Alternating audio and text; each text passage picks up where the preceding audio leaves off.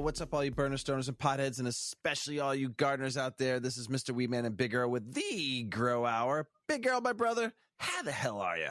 What's going on, man? I'm doing good. How are you doing? I'm doing great. You want to know why? Why? Because we got Seattle Chronic back on for his Burpin in the Bag episode. Captain Stubing, how the hell are you, my brother? I am doing wonderful, my friend.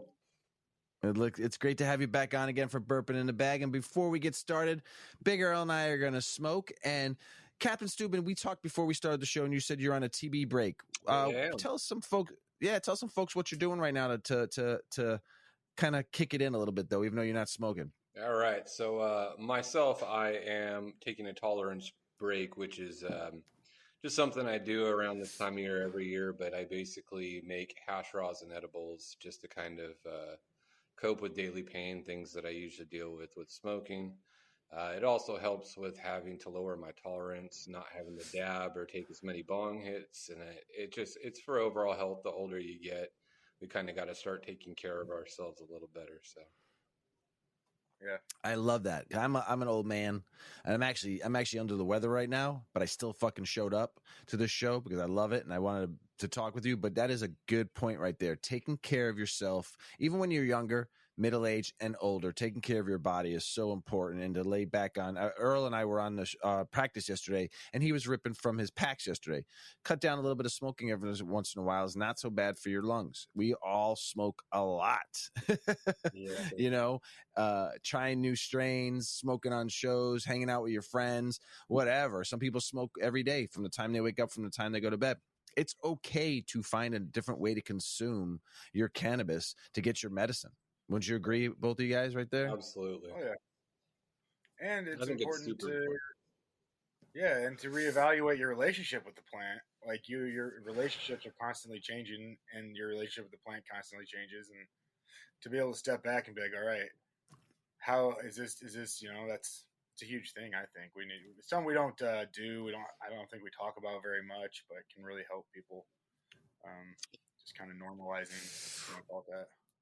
Yeah, What's your normal? Oh, go ahead. Sorry, go ahead, Captain. I was going to say, what's your normal? as a breeder. What's your normal? Yeah, what's your normal TB break? Well, I mean, it all depends. So, like, usually I'll do like a 30-day at least.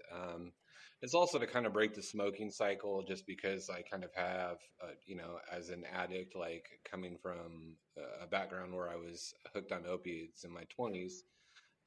I just have to avoid things and routines where I get into behaviors of, doing too much smoke, and then like you said, with pheno hunting and having to smoke hundreds of flavors or like, test the effects. There's times where I really I get like immune to it. Like, I mean, I can, take 3-4 dabs and I'm like where most people are for, just taking a bong hit. And so it's like time to, like you said, reevaluate your relationship with it, and just to, I don't know. It's like the coughing to me is what gets to me. It's like I can smoke fine, but it's like when I start hacking so hard that it like affects, I start crying or like I can barely catch my breath, then I know it's time to kind of step back and get my lungs back underneath me. There you go. That's great. Good to hear. Good to hear. See, everybody out there in the world, you can still use cannabis in a different way. You don't always have to smoke it. And Captain Stubing, who's a professional over there, can vouch for that. So let's explain. Oh, Earl, what are you smoking right now? I'm smoking Orange Soul. Delicious, my friend. Yeah, and I only took a couple of hits because I'm a little chest right now, but I took a couple of hits. I smoked that out I gave some joints of that out to some people on Saturday too, and people were saying it was phenomenal. So nice. The taste, the smell, still smells like an orange blossom this other round you did. So what are you smoking on? Trainwreck. I found a little Trainwreck plant. I only popped 3 fem seeds, but they were all very stable in terms of expression, at least. And I found a little one that I forgot about hiding in the back of the tent. So are you going to be able to do this show? Because the last time you and I smoked Trainwreck together, we were wrecked. Yeah, that's true. I think so. I hope so. That's true. We were. He bought some Trainwreck to the house like a couple months ago. Earl, myself, and Mrs. Weedman were out back, and he rolled a monster, and we smoked that whole monster though too. That was the other point. We didn't even like leave. I think I'd left like a little nub for after you left, and I was confused. Well, it was a good smoke. I hadn't been confused like that in a long time on some fucking weed. That was some heady, phenomenal tasting, phenomenal rush to the brain of like, what was I doing again? Where was I at? Yeah. What part of life am I in right now? That was some good shit, Earl. That was some good fucking weed. We'll have to do a bigger hunt of it. I only popped 3 seeds. It was CSI's S1s, and I only popped 3 seeds, but they're all really good. They all were just like that. They're all very like you could taste the train wreck in all of them. It was nice to see it not all over the place. Yeah. It was good. So before we get started, Captain Stubing, glad to have you back. This is your Burpin in the Bag episode. This is the episode where we have you come back on, and this is your show. Big Earl and I just get baked and listen and learn and have some fun, ask you some questions, but this is your show. So this is Burpin in the Bag. So what's been going on since we had you on the show last, which was like a month ago? I'm so glad for you to come back on this quickly. It's awesome. So what's been going on since we talked last? I've just been kind of getting a plan together for breeding work that I'm diving into.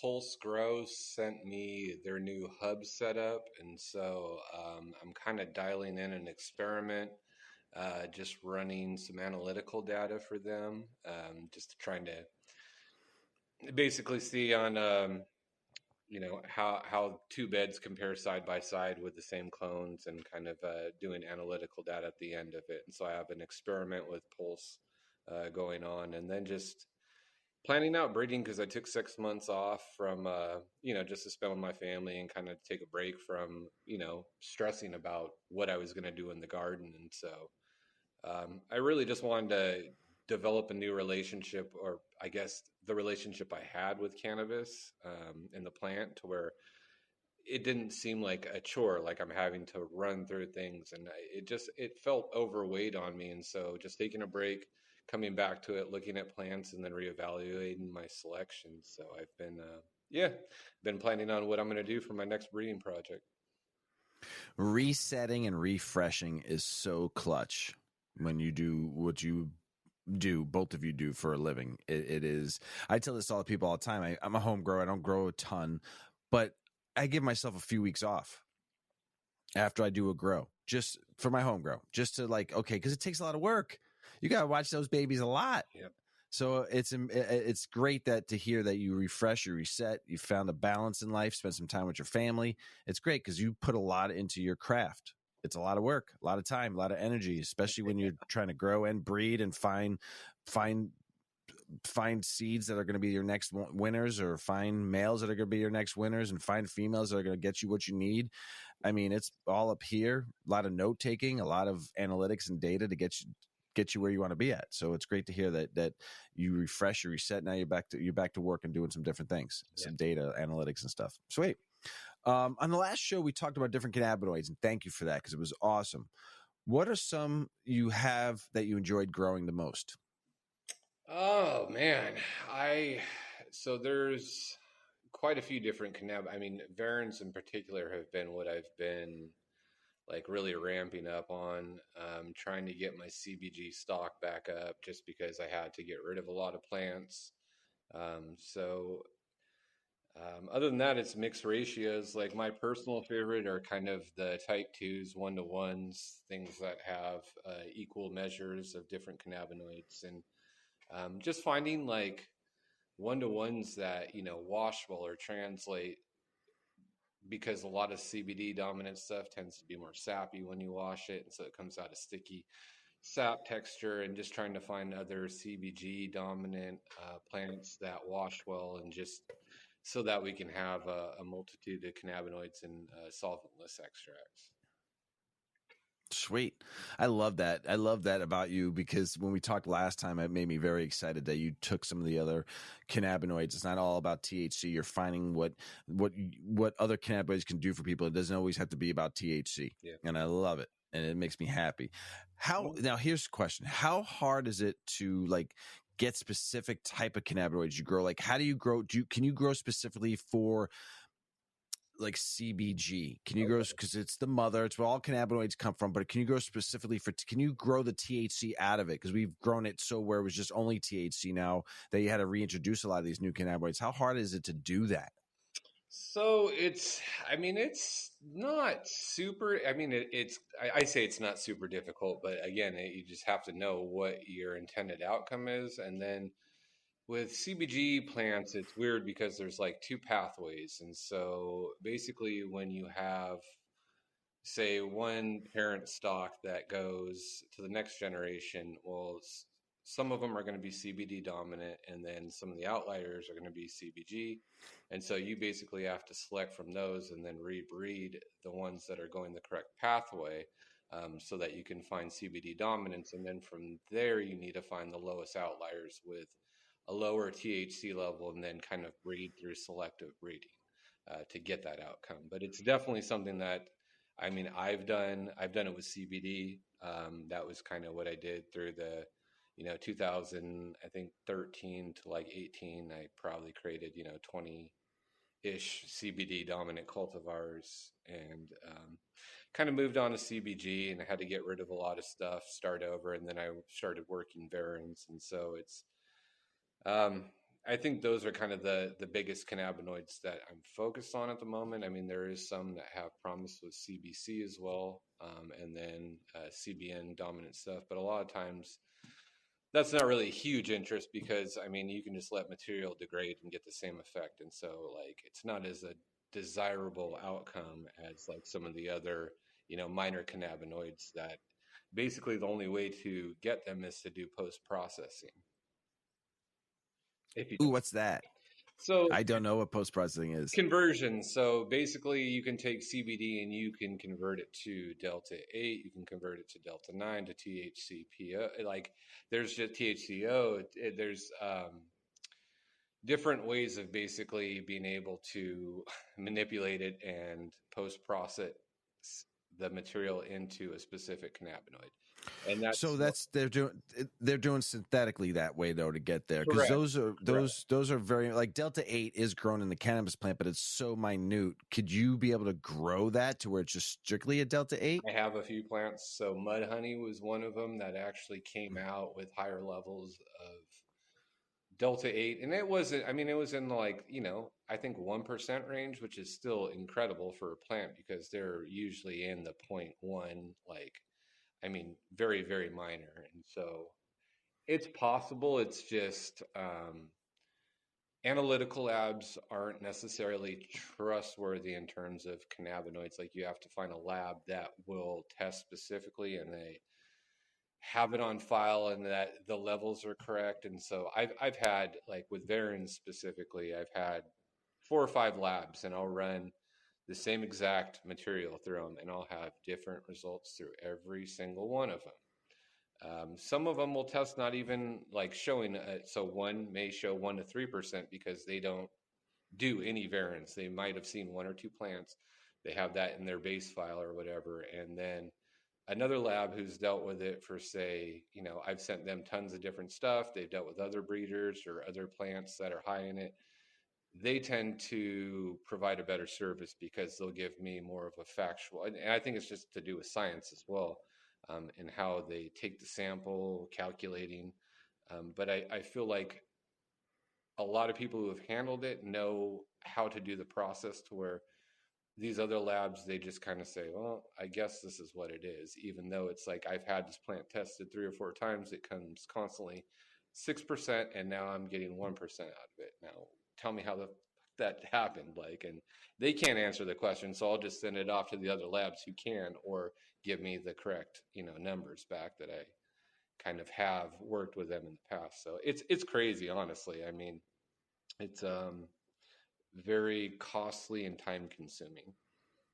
I bet. Now, yeah. Are you? There's still cannabinoids that we haven't discovered yet, right? They're constantly discovering like terpenes, flavonoids, cannabinoids, and what is it, like THCO, acetate, all these other HHC. Yeah, exactly. Do you think you can? Do you think you'll ever discover one that hasn't been found yet? I mean, that's the crazy part is like, how do we know without the analytical research to prove it? So maybe I already have, and it's like it's Mm. gone unnoticed, and that's what's worked for these people that they think it's, you know, a Varin, or they think it's this THC and this combination of terpenes and this, and that's why. And it's like, no, actually, there's a cannabinoid in there that specifically is triggering something in your body to a reaction that we have no idea about at this point.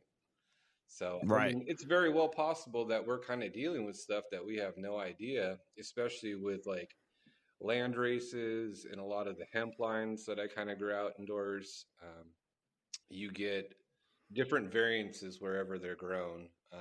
You know, there's not a specific, so it's like if I grow one specific plant in the Northwest and I take that same plant, a land race that did relatively well in the Northwest, well, it sucks in the Midwest. Like it doesn't perform as well. And so that's the other thing that I'm having to deal with is just kind of hunting through new stock and getting things situated here. Like a lot of the stuff that I had prior, or, you know, I had to keep up in Seattle, and then finding things that are acclimated towards the Oklahoma environment.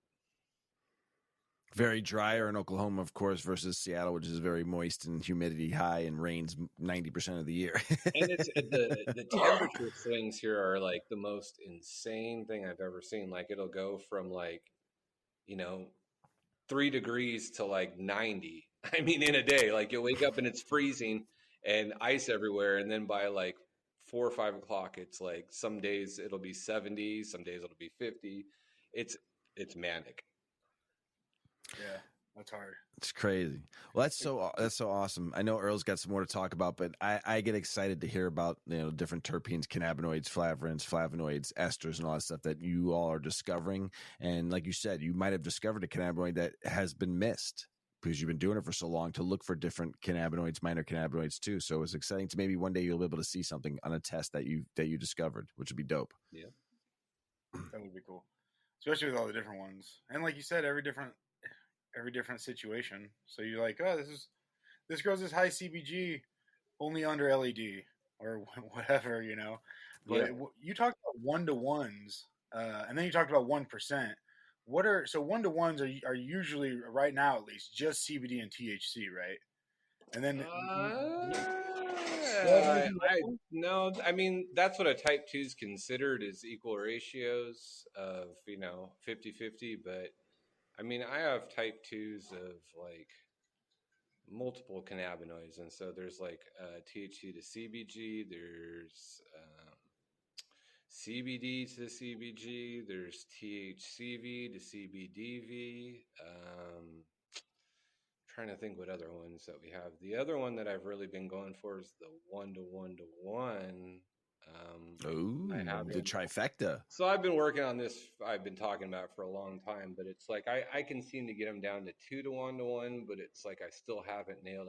I get these weird swing ratios, and then it ends up being like 2-to-1-to-3 or 2-to-1. You know, it's never consistently come out, and maybe I'm just missing the outlier, or I'm not popping enough seeds to get where I'm looking. But it's like I'm still not.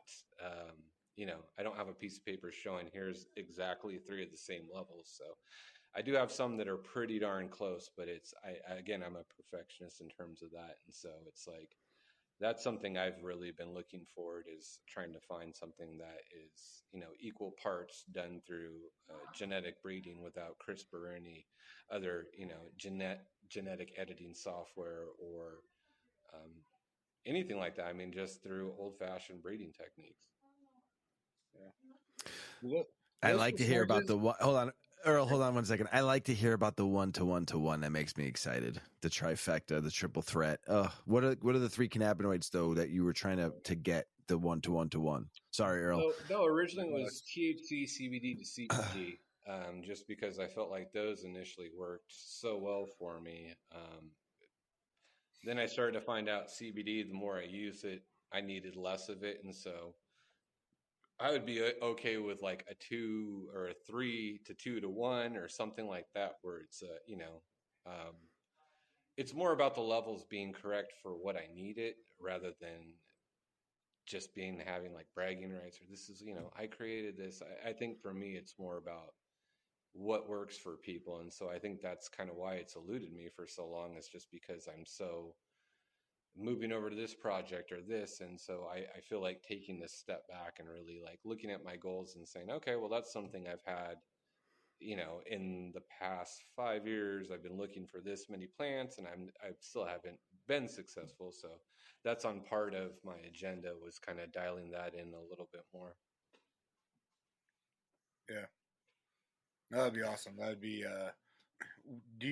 What are those percents looking like? Like at your 1 to 1 to 1, is it like 5 5 5 or like eight Yeah, and eight that's eight? kind of 6 6 6 7 7 7, something like that is what I was aiming for. But I mean, in reality, 4 4 4 is probably what you're looking for. Like when you first do, and that's what people, so everyone's so enamored by, cannabinoids being 30 or high percentage in this. And it's like the baselines at which these minors, because they're minors. And so when you convert them, they're going to be in minor ratios. And so it's like, when I started to see it being the 2 to 4 range, and then all of a sudden you pick something that's dominant, that swings out and it's in the 4 to 8 range, then you kind of have to go back, rebreed the other one to be higher. And so again, it's just like between having to choose plants and then do the analytical stuff at the end of it, pay for testing, 100, 300, 500 samples at $50 a pop. I mean,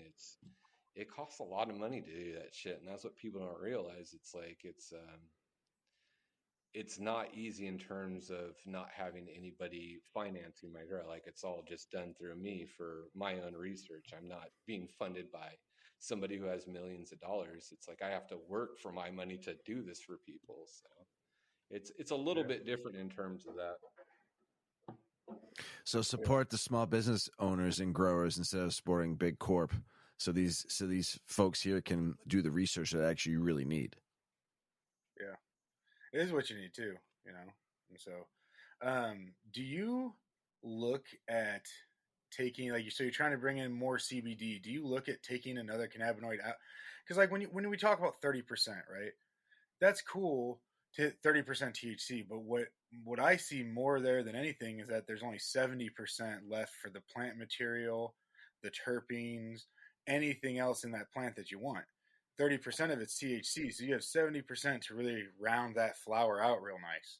So do you attack it more just like, and maybe this is even like a stupid question. Do you attack it more like, hey, I need to take this out to make room for this other one to come in? Or is it just like, this got the highest percent, so I'm taking this bad boy in there? Yeah, and that's with breeding in general. Like you'll see that a lot of people find a plant that's strong, and so it promotes analytical data, which in turn people think stronger is better. And so numbers matter to, that's a big thing to where if you're breeding for potency, like potency in resin, then that's what you're looking for, is whatever the frostiest and highest testing. And it's in all honesty, it's probably the most common practice in terms of breeding and what most breeders do without, you know, actually knowing that they're doing it, but they're just seeking out those two attributes and then maybe a various terpene or two. So, I mean, it's just I would say an entry to breeding, doing something like it's just finding the one or two characteristics and then wrapping your head around like how the offspring relate to those, and then choosing the genotypes based on what is best suited out of those two and what best represents those as well. And so, I mean, it's really kind of the same with hash breeding. So it's like hash breeding is not pretty. They don't breed pretty plants, and it's kind of a funny thing because for years we're trying to get nodal structure and things where we have anything from big donkey dick buds to golf balls, but consistent weight is the weight's what pays the bills. So it's like we're trying to build weight off these plants, and then all of a sudden hash comes along and it's more about internodal spacing and having these airier plants that have ease of access to the trichromes. And it just kind of throws things on its head, because it's like you're breeding really ugly plants that do not work in terms of flower production. And so I like to look at it multifaceted and say like, okay, this plant performs in, all three categories. She's a keeper. It's not just she's a hasher, let's keep her. She's a hasher, let's keep her. And I get it, for hash labs, that's your bread and butter, but like there's just so much to the plant and so much that people can identify and breed for. And I think it represents our personalities in a lot of ways. Yeah. Damn, that's interesting as hell. A lot of people aren't growing, like, yes, there are people out there just growing for hash or just growing for flower production, but like most people growing for themselves probably want to get a little bit of everything.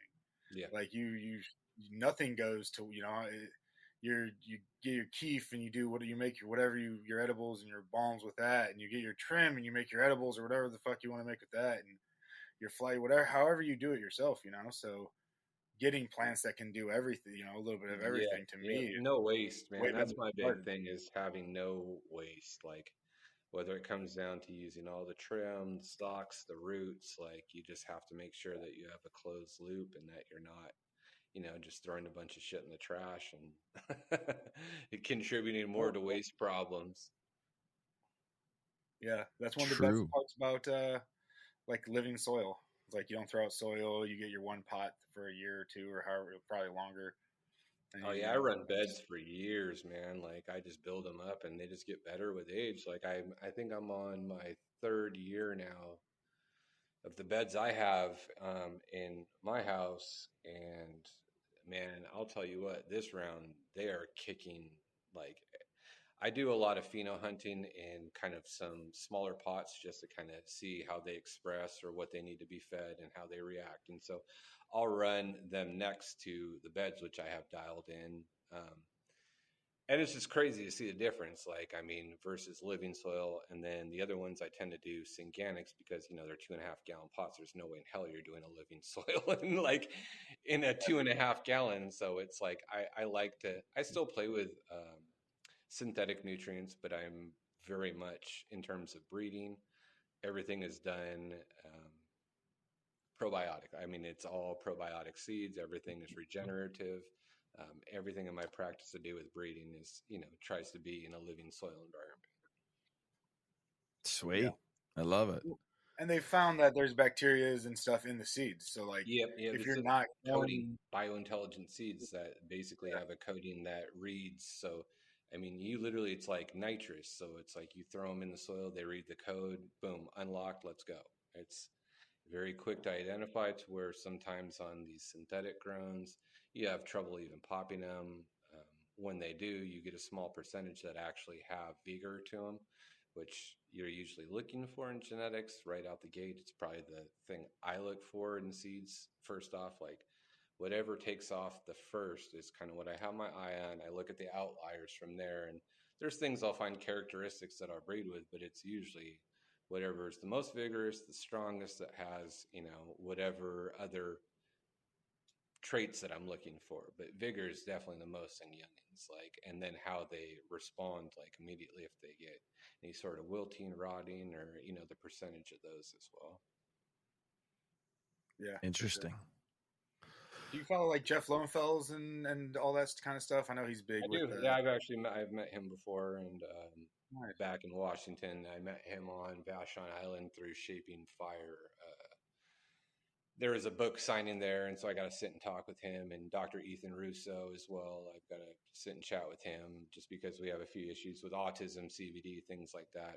My son has autism, and so again, breeding for things like that were very important to me back when medicine wasn't around, and so I was the source of my medicine for my family, and so it was very important to me to get things right. And then hearing things from people who were doing it on his level or through his education and what he was doing, it was just it was really cool to be able to hear from somebody that I'm doing the right thing, like somebody who's a medical professional, like it was one of those things where you kind of feel like you're on the right track when sometimes you feel like, why am I doing this? Or all of a sudden someone comes up like that and says, oh, I really enjoy your work. You're like, oh, cool, okay, keep doing this. Yeah, a little validation. Oh yeah, that's cool. So we see so much CBD and THC out there. what do you think the next big one's going to be? That, I mean, I've seen them edibles, CBG and edibles now, THCV. I was supposed to be the next big one a couple of years ago, but I don't think it really got to where people were talking about as much. But CBN is the big one right now. The last 3 or 4 years, CBN has been right. Which one do you think the next new wave is going to be? Well, so I mean, it's really weird because it seems like anytime they're finding, it's just it never seems like it's going to be like CBD was. Like it was such a big discovery, and all these people hopped on the train, and it's like it was such an open movement because of the hemp whatever movement behind it. I just don't know if it's ever going to be. Unless they find something that is it's like, what is it, THCO, or like you said, the other ones that is supposed to be 100 times or 10 times stronger than Delta 9 or any of the THCA, or I really don't know. I mean, I think I banked on Varens personally. Like that was kind of my thought, just because of the medical benefits that haven't, they're still being discovered. They're being run through by corporations. It seems like it's a big draw, and it's kind of more of a hush thing.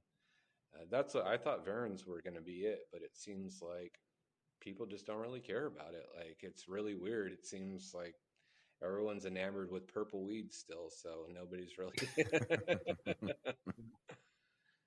I can tell you in my experience, the full plant, no matter what that excuse me, no matter what that really is always way more beneficial with like balms and stuff. Mm-hmm. Using like a CBD isolate or a THC isolate or anything in there compared to just a simple keef. The keef is that's the Beagle bomb I dropped off for you guys. Amazing. Weedman. Amazing. But just there's something about getting that full plant, Yeah. that full or more of a full representation and everything doing its stuff together. And when you get those 1-to-1 to ones to ones to ones, it's going to be super badass, because that's when people are going to realize like it's going to be such a different feeling. I feel like it's going to be so different.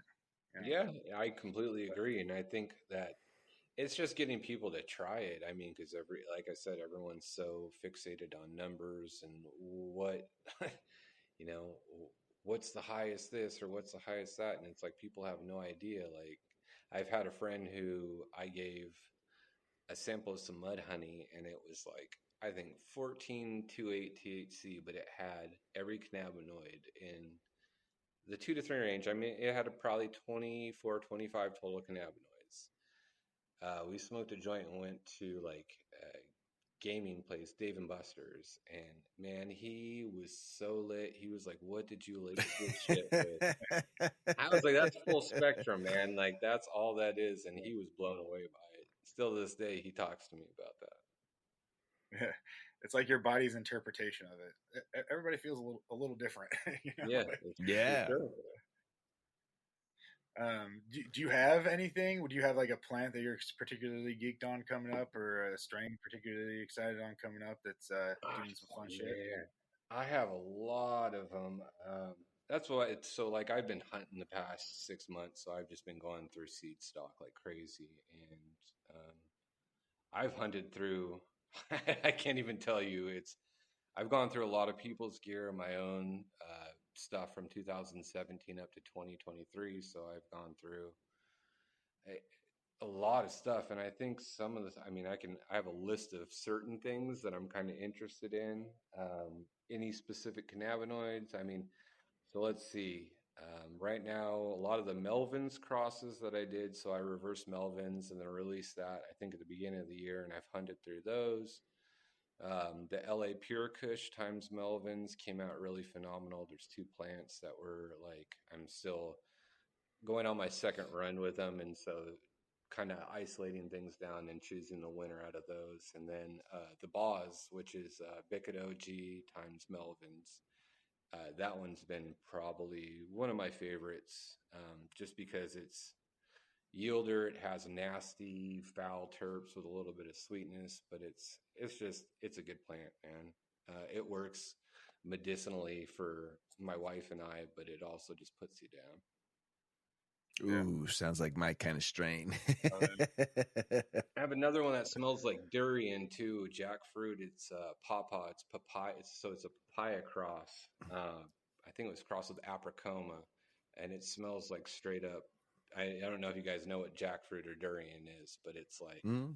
man, it's kind of like socks, foul smelling socks, cheesy fruit. Like it's it's funky. It's really good. Yeah, nice. It's man, I love terps like that where it's like it's like kind of smells like this, it kind of smells like that, but no matter how you put it, it kind of smells disgusting. Yeah, no, it's good. Like every person says it's really. There's another one that was Papa G, and I brought jars of that.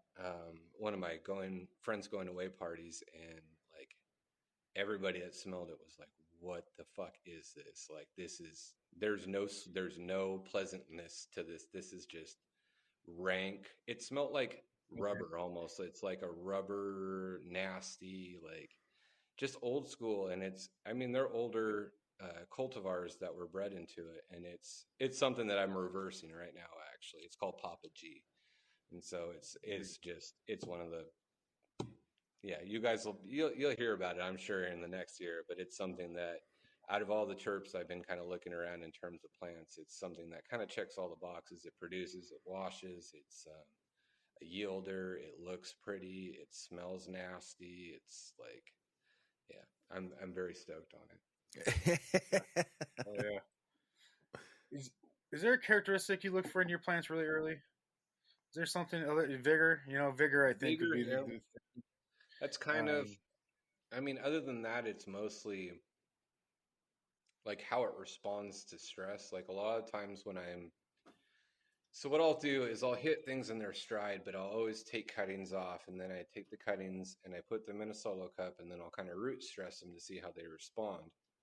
And so once I get an idea of what stress is easy, what doesn't, what takes a while. It helps out like newer growers. And so by selecting things that aren't as finicky through these, root bound issues that a lot of people tend to run into, overwatering, simple things where it's like things people overlook. And so I tend to look at like, okay, this plant's responded really well to these types of stresses. I think I'm going to move it forward in the breeding program. And so it's not just like I'm like looking at a plant and like, oh, that one looks sexy, I'm going to breed with it. It's like I have to put it through like if I get, fungus gnats or whatever, like which plant does the best with them. Okay, that's tolerant to that, so it's not necessarily or aphids, any plant like putting it outside, trying to get them infected, get them sick, see how their tolerance is to diseases, and it's a process. yeah, for sure. It's something that like nobody does. You know, it's such a pain in the ass like to go and try to get aphids or anything. Really, You just have to go to any nursery, really. Like, you just go walk through a nursery, go home, go to your garden. You're good, man. Yeah, for sure. That's exactly right. It's all. When did Go you visit a I good got these local problems. grow, and yeah, that's the easy way. When did you get your clones? Okay, that's when you got your problems. Yeah.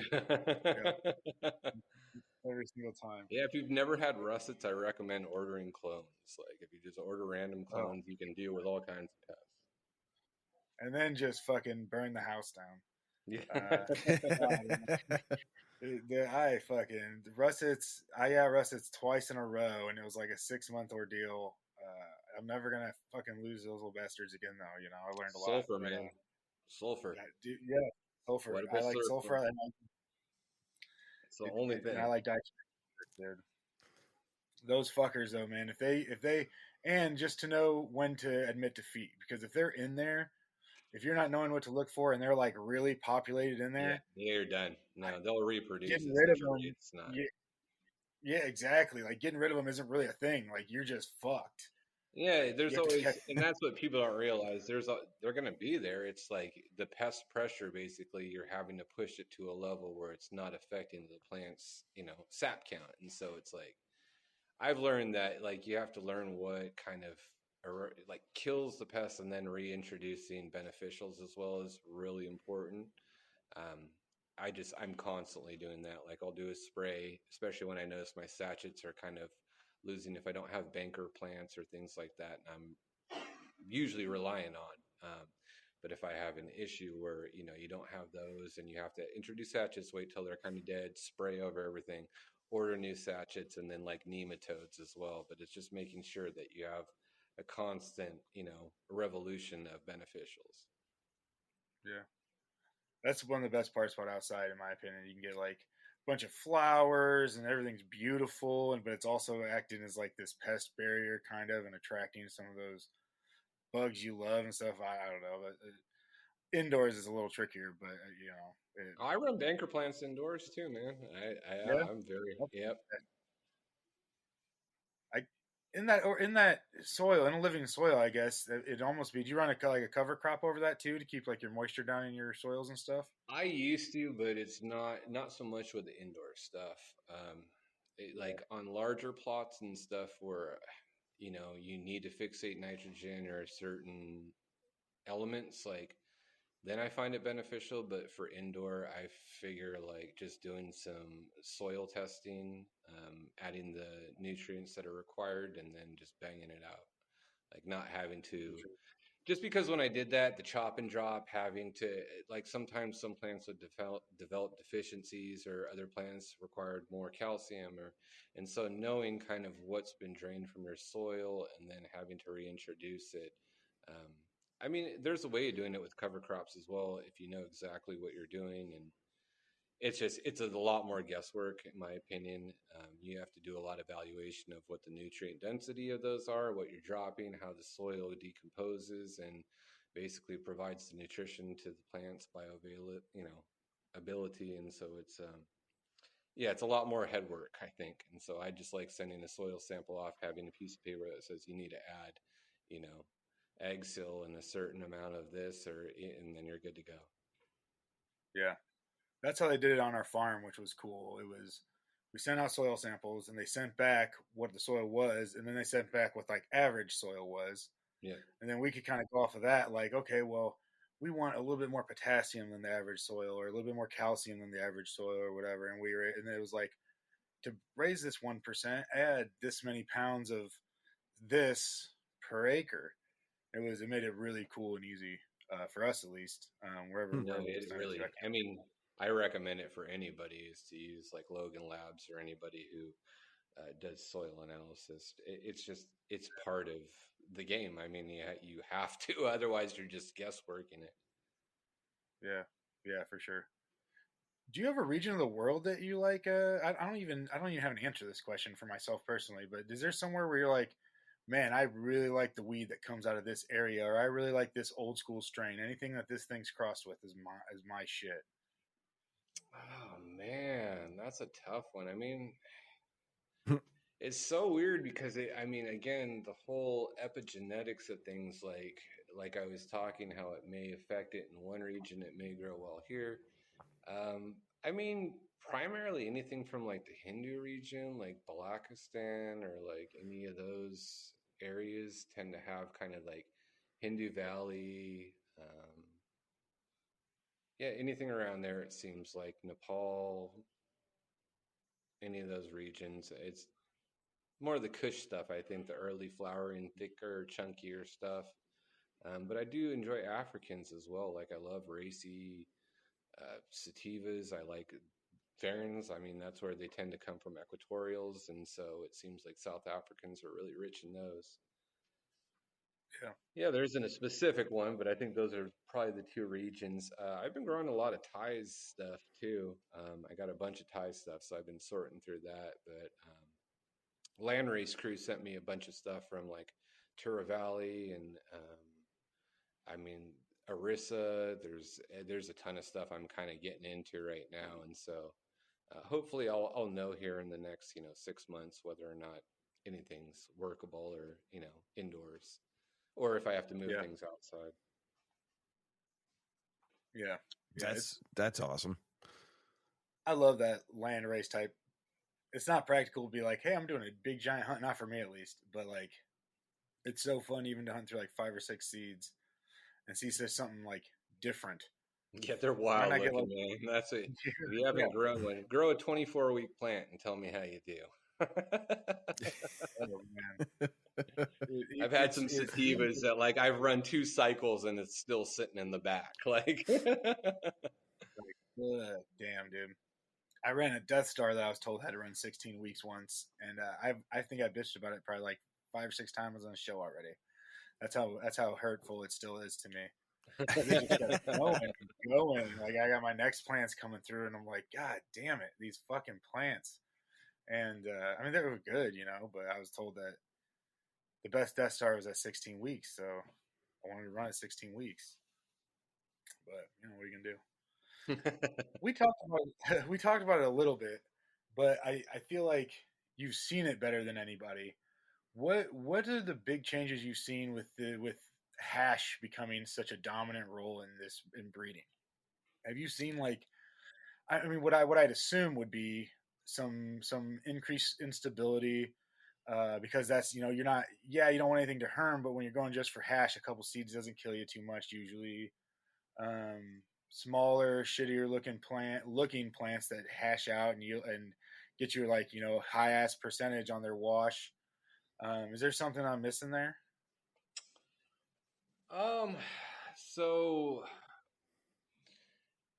the thing is like hash used to be a very profitable thing, especially hash raws. And like, when it was selling at $60 a gram or $50 a gram, it was like you could monocrop a room and make more, or the same that you would, I would say more honestly, if you calculate it. I'm not doing math right now in my head, but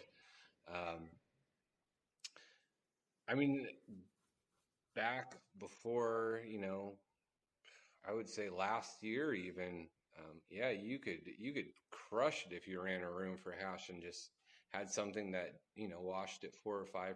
Then you would rake in some cash from that. But it seems like since kind of everybody's moved over to the hash rosin department, everyone's been growing a lot more for it. It's the cost has gone down just like everything else, and so it's a lot of hash brands that were doing it big are kind of having to scale back. I've helped quite a few out in Washington and here in Oklahoma, and it seems like they're all kind of trying to do their own in-house thing now. Like a lot of them are looking out for the next big thing and stuff, and then they're just realizing like it's all about finding what plants work for you, what dump, what can calculate a profit, and what sell. And so it's a lot of work. In all honesty, and I know a lot of people that are doing it. I've grown out crops for hash quite a bit. I actually made hash this morning, so I did a wash this morning just to make some more gummies this week because I like to make hash rosin gummies. They just tend to hit harder than conventional live resin or any of those. Like you can take half the milligram dosage. Like I would take 100, 200 milligrams of a live resin or something, and like I can eat a 33 milligram hash rosin gummy and be lit for 4 to 6 hours. Like literally sometimes like I'm like, this is a little strong, and I'll eat like a 250 something else and be like, I don't feel a thing. So yeah, I'll eat a 10 milligram hash rosin gummy. Way different than eating a 30, 40 milligram distillate, yeah, whatever, way different. The high is way different. I tell people all the time, distillate goes like this, straight up like a fucking roller coaster and straight down like one. When you ride the wave of hash, it's just like like a nice little train going up that mountaintop, and then it levels out and you even keel for a few hours, and then you coast and you float on down, and there's none of that up and downiness. And that's why I love good hash. And hearing what you were talking about, that you have grown crops for just hash. The thing is here's the thing. A lot of people are moving to hash because there's a little market for it right now. Concentrates in general are not a big market. Flour is still king, right? Concentrates are only 5 to 8% of the overall market right now. That's it. I mean, I know now people are making edibles with hash, and still not big because it's only a few states are doing. A few states are making them because it's still hard to get. Like here in Illinois, it's hard to get good hash. Period. Yeah. It's hard, and it's hard to get hash. Period. But it's hard to get good hash here in Illinois. And I'm not making fun of anybody, but I've smoked hash from one side of the fucking state to the fucking overseas.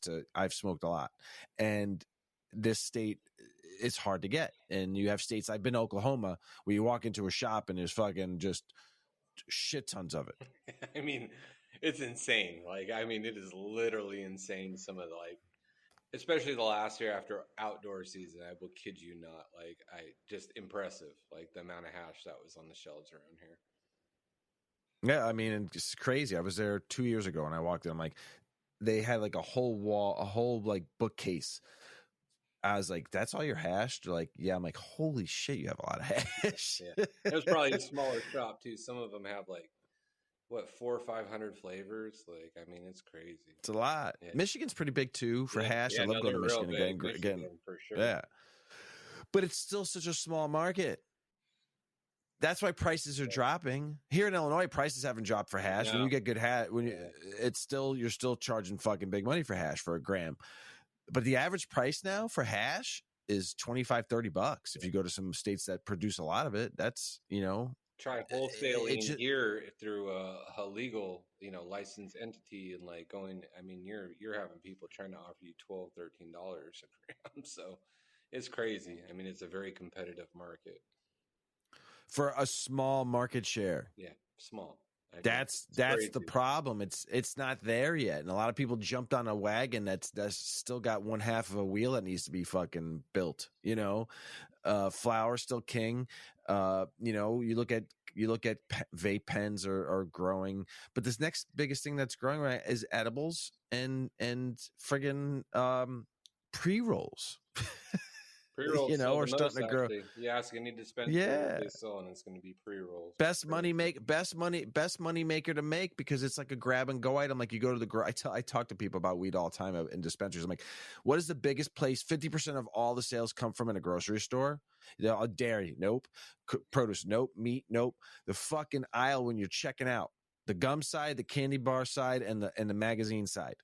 Yeah, that's what a pre-roll is. Yeah. A pre-roll is like your grab and go item. It's you're walking out of the dispensary and your bud tech goes, I got pre-rolls for $4. Half gram or full gram? Full gram. I'll take one. Illinois, they're still charging $13-$15 for a fucking full gram fucking joint, but it's crazy. But you can, thank you. It could be your grab and go item. You can make a killing on pre-rolls. Yeah. It's up 12-13%. If Canada too, it's up. Infused pre-rolls are even more, even though I don't like really smoking infused pre-rolls that much. But I like just a good straight, if someone gives me some good weed in a pre-roll, I'm excited, Yeah. So that's that grab and go item that I just talk about all the time. But it's just like I said, small market for hash. It will come. I like going to people that make their own hash in their home. I've smoked some phenomenal fucking hash that people make. That is just like they know how to do it right, and it's so good. So but people have a lot of these. It's not even there's great legal or white market or whatever you call it hash and flower, but if somebody's growing it in their basement and they're smoking it themselves and they're pressing the hash and they're smoking that hash themselves. Man, just some of the quality that they get when a bud only touches one hand and it's not knocked around a trimmer and then it's thrown into a fucking bag and then it's pressed on this super clean little fucking press and then it's hit, fucking 20 minutes later, not even that, maybe it's whipped and thrown in the fridge or whatever the fuck the process is. It just hits so different, for me at least. But I have very little experience in dispensaries. I have 2 dispensary visits, and they're both in Vegas, like actual dispensary as a customer visits. Wow, and man, that's a weird place to do it too. That's not a good example. It was awful. I spent like more money than I wanted, and I was like, and my words were like, "What's the best? What's your best?" And you couldn't smell it, and like, no, it's stupid. It's like Washington too. You can't smell anything. Yeah, it's the stupidest thing. That's how I choose. Like, I gotta every jar that I go to smoke or whatever. It's like me and my wife will pop open jars and like, so, and she'll say, "Oh, that one, yeah, that's what we're smoking. Like that smells good right now." So it's all based on olfactory senses. Like whatever smells the best. Yeah. You know Toucan Sam from Fruit Loops, don't you, Captain Stubing? Yeah. Follow your nose. It always knows. Yeah. The Oh, last shit. episode, you were talking about some THC work, weren't you? You're doing some THC work also, or you just did a THC Yeah, no, cross or ton of THC stuff. Like that's kind of. I've been really more just because I've done mixed cannabinoids for so long. It's really refreshing to just get back to breeding like flavors that I love, like stuff for just friends or myself that I really enjoy to smell. It's like about terps with me, like I said, and so it's like things that I find unique or weird that I'm not smelling in every fucking bag or jar that somebody's giving to me. Like it's like the same, oh, it's gas, it's gas. It's like, man, you guys have no idea what gas is. Like this is not gas at all.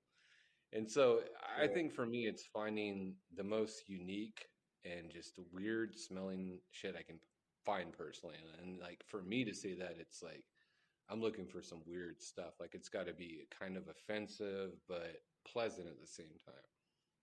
Yeah. Like you're almost like ashamed to like it. Like it forces you to like it. Sometimes, yeah. You're like, Yeah, the man, baby this is shit stuff really where it good. smells like vomit or puke or like Yeah. shit. Yeah, it's like no. People are like, it smells disgusting. You're like, no, that's wonderful. It sure does. Yeah, you're trying to describe to somebody without using the word like dumpster or piss or something. You're like, It's all of those really, actually, so it's that's all just I what can it is. say. Yeah. Nice. That's cool, dude. I love cannabinoids too, but dude, the THC dominant, and you know what? I bet it's refreshing in that it's like a little bit more. Like every time you try to go another layer, it adds so fucking much. Like a whole nother set of like parameters. Like, oh, if I do this, it affects.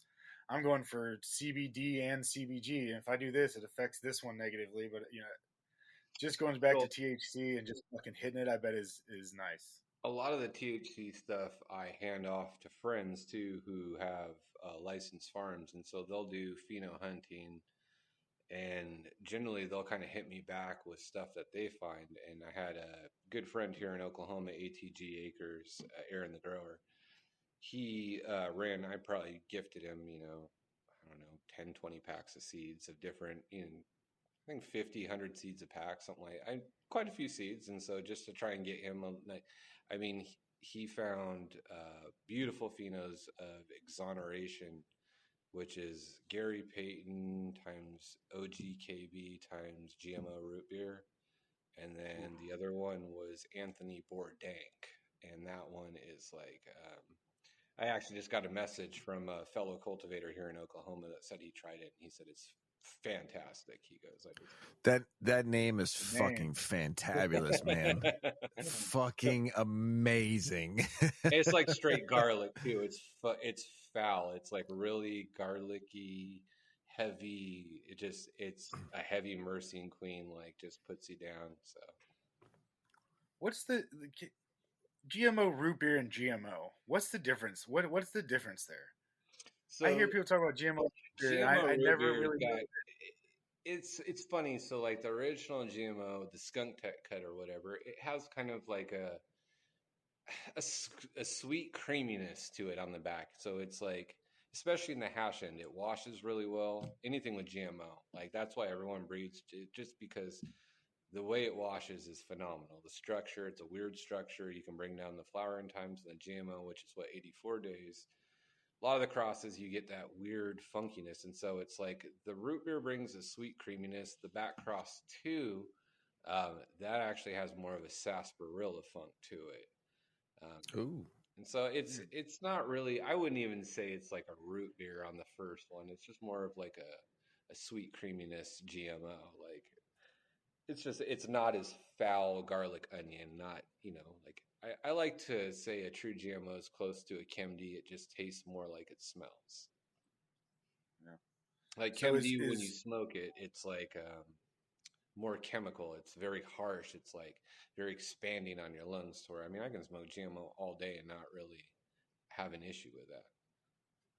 Yeah, GMO's loud as fuck Interesting. too. Like when I Yeah, it had is. that, I still have it. I haven't flowered it for a while, but you walk by it in the garden and you have some fantastic plants next to it, but you smell the fucking GMO. Yeah. So is the root beer is a different pheno of the original GMO. No, Is so that it's actually just called GMO root beer. It's a I don't know what the cross is on it particularly, but I oh, know that it's Skunk Tex cut. That he got you? that's yeah, that's where I got it from and ran it and kind of passed it around. I So see.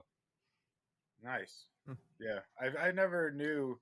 I've always heard people talk about the root beer, and for a while I was like, man, I'm sitting on a couple fire ass packs of seeds because I had a couple root beer packs from Hermetic, and somebody had told me that was the cross there, and I was like, oh shit, that's the root beer and the GMO root beer, and then I was when I, what didn't take very long for me to be like, oh, that's not yeah, true. the Like, original root beer was from Mean Gene.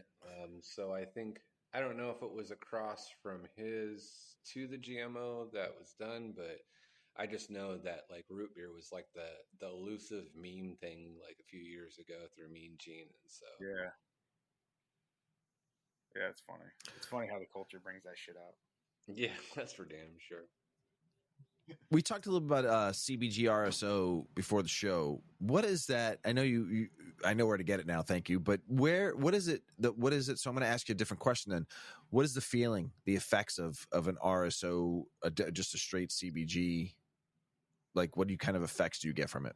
So I tend to like it more so with like the mixed cannabinoids, like lower, like we were talking, so having a little bit of minors as well, just because it gives me like an uplifting feeling. It's very anti-anxiety. Like my wife has anxiety really bad, and so it tended to help with her anxiety quite a bit. And so social anxiety, things like that, social situations, just being able to like get out and go. Like I have social anxiety occasionally, and that tends to help me with that as well. But I think it depends on each person. Honestly, I've had some people that it doesn't necessarily.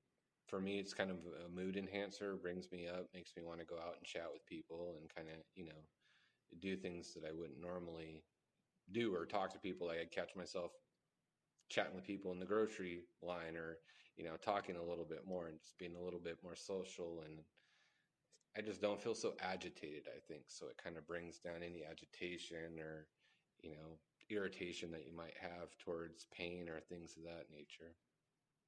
Sweet. I love it. We're going to talk after the show. Big Earl, you got anything else to ask Captain Stubing before he sails off? I'm glad my internet was working on this show, man. I was able to talk through the whole episode. But I appreciate you. It was awesome. I'm excited to see some of this stuff pop out. Where can people find you? Instagram, Seattle Chronic Seeds. You can hit me up. SeattleChronicSeeds.com is the website, or SeattleChronicSeeds@gmail.com for the email. Sweet. Love it. And we appreciate you coming back on for Burpin the Bag. And thanks for all the knowledge. Go ahead, Earl. Appreciate you. I had one last question. Yeah. Have you ever tried like quadrupling or quintupling the CalMag ratios and trying to up your get some more like cannabinoid stuff going on? So I Just I 10 kind of max out calcium on plants as it is. So the crazy thing is I make a water soluble calcium out of like eggshells, bone, things like that. It's Korean farming. So as my pH down, I tend to use a water soluble calcium. And then I kind of have it dialed to where I already have the amounts preset in the soil as well, and so I'm kind of maxing them out as it is. Yeah. But I've gone a little bit too far on that as well and messed plants up, and so I know to kind of where to keep the ratios. But I don't think it necessarily. I think for me, like the biggest effect in cannabinoids and things like that is just flowering, making sure that it hits its strides. Like you don't ever have deficiencies. You're constantly, every 2 weeks up potting. Um, I mean, as long as that happens, it tends to be like, the most robust plant. But I don't think there's a particular technique with the plant, more calcium. Or I know adding sulfur tends to bring terpene count a little higher, but it's not like a crazy difference, but it does help. Yeah. There you go. We have a joke. We do a joke at the end of every show where I talk about doing a ton of CalMag, and Yeah. I had something stupid to say. I have something stupid to say, and you're like, let me throw out some genius for you here. You threw out some fucking. I'm like, that's the best answer about fucking CalMag we've had in 46 fucking episodes. I'm looking at Earl. He's smiling. I'm like, okay, this is great. I learned a lot about CalMag that I never learned before. Everybody, Captain Stubing, thanks for coming on, Big Earl. I love you. Everybody, don't forget your CalMag. Peace. Check out our cannabis lifestyle brand online at 8decades.com. Our custom smokes and accessories are perfect for your coffee table, bedroom nightstand, or kitchen counter. They're designed for you to show them off. The Canna community is also loving our hemp and cotton blend t-shirts, sweatshirts, scarves, and hats, finished off with our 8 Decades logo. We've got some awesome, long-lasting goods that will be your favorite for years to come. 8 Decades, because a 9th decade of cannabis prohibition isn't acceptable.